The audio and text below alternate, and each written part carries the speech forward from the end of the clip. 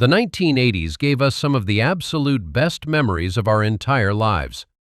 If you grew up during this magical time, you know exactly how special those days were. Join us as we take a trip down memory lane to explore 10 high school moments every 1980s teenager remembers. Before the invention of cell phones and instant messaging, we had to rely on a much more creative way to communicate with our friends during a boring lecture.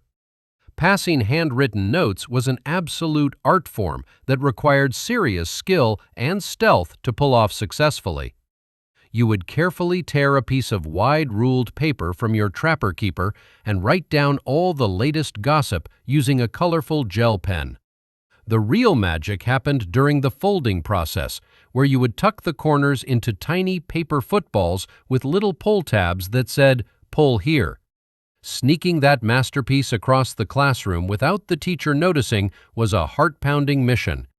If you got caught, the teacher might read your deepest secrets out loud to the entire class, but the risk was always worth it to keep your friends updated on who liked who.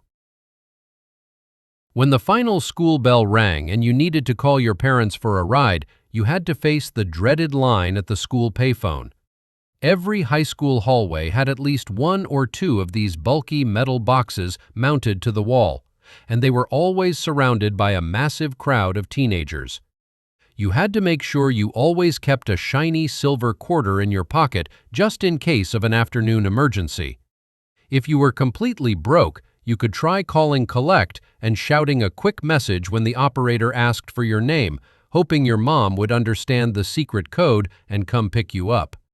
Standing in that line felt like it took hours, but it was also a great place to socialize and catch up on the weekend plans before everyone headed out the double doors. One of the most unforgettable sounds of an 80s high school was the loud clack-clack-ding echoing from the typing classroom. Long before everyone had a laptop in their backpack, we had to learn how to type on heavy manual typewriters or early electronic word processors. You can probably still remember the feeling of those stiff keys under your fingers and the ultimate frustration of making a mistake. There was no simple backspace button to magically erase your errors, so you had to carefully use messy whiteout fluid or a correction ribbon to fix your typos. We spent hours practicing our home row keys while staring at a blank wall, listening to the teacher shout out letters to a rhythmic beat. It was hard work, but those typing skills became incredibly useful when early computers like the Apple II finally started appearing in our schools. Gym class in the 1980s was a completely different world, and nothing brought more anxiety than the annual presidential physical fitness test. Once a year, our gym teachers would line us up to measure our athletic abilities in a series of grueling challenges to see if we could win a special certificate.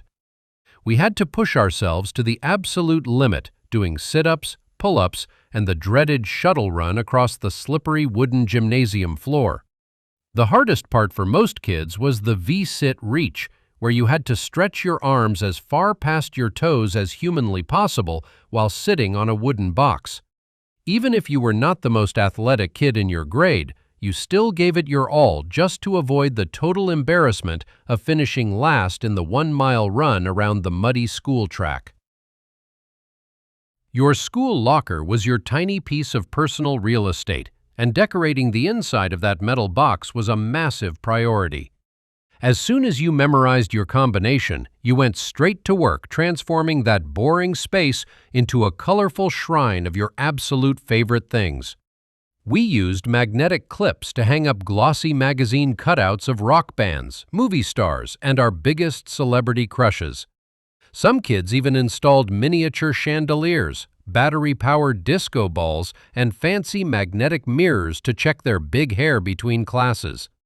The top shelf was always reserved for your heavy textbooks and your trusty trapper keeper, while the bottom became a chaotic mess of gym clothes and crumpled homework.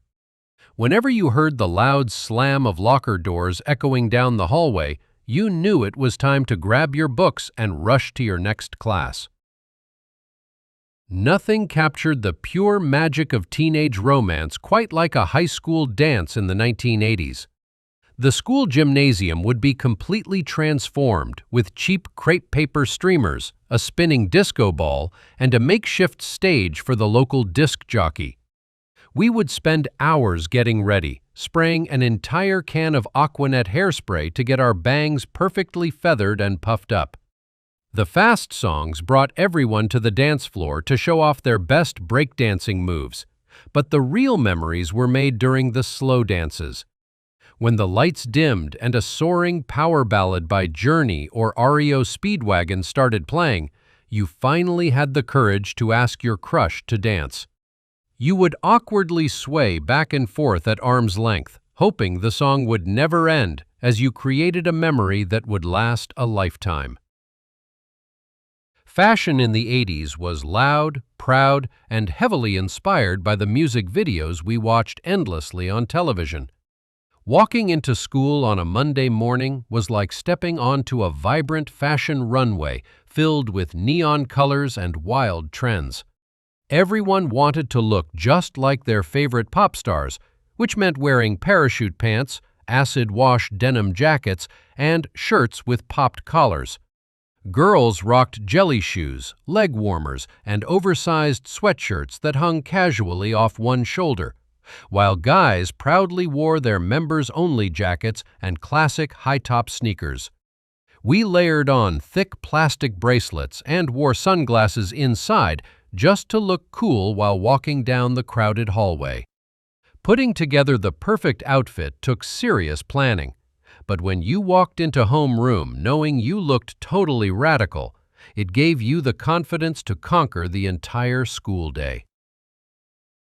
Expressing your feelings in the 80s required a blank cassette tape and a whole lot of patience as you crafted the ultimate mixtape.